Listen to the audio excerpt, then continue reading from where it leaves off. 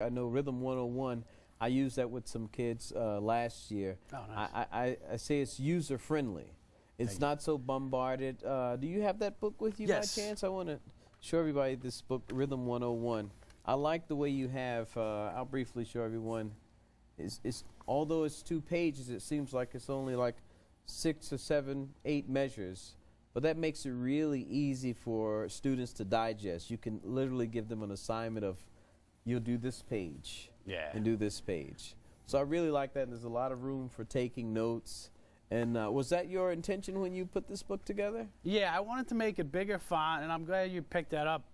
That's exactly what my purpose was, to make it like big font and say, all right, let's concentrate just on this rhythm. So this way they don't have to worry about a lot of, notation.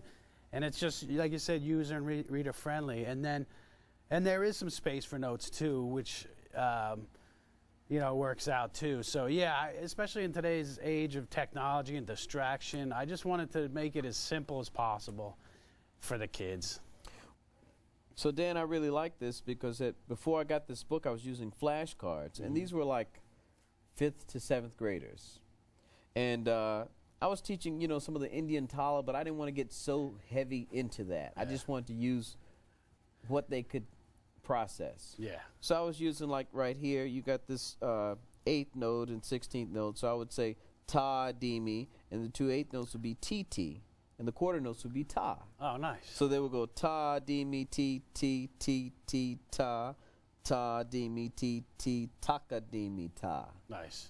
And for some, it was just easier because it was more like a melody as opposed to just really like counting, Yeah. And up here, I notice you have like 1 and a 2 and 3 and 4. So they can learn both, but it allowed me to have 2 different ways to approach it for some students that were just having problems with the whole count.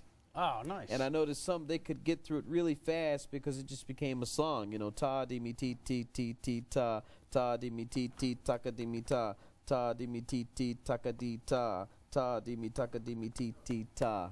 And they it would just be a total song to them. Nice. And I just really like that. You have it all right here because it's hard to keep up with, the little flashcards. So when I saw this, I said, wow, this is really neat. You suggest to them part 1, straight feel, section 4, an 8th note, and 2 16th notes. So you kind of allow them to know what's going on with the notes. And at the beginning, you have a nice glossary that introduces a lot of concepts, and even more so in Drumopedia, but just breaking down the notes, the whole tree of rhythm right here. The quarter note, the 8th note, 8th rest, 8th note, 16th note, and all the combinations. And you put, the different syllable suggestions to sing the rhythms. I really like that. I mean, it's really good because they have a constant reference. You can assign the part to them, and then they can look back. Thanks. Yeah. I want to show how they all relate within one beat, where they line up. Yeah, that's a really good concept. And it's very simple.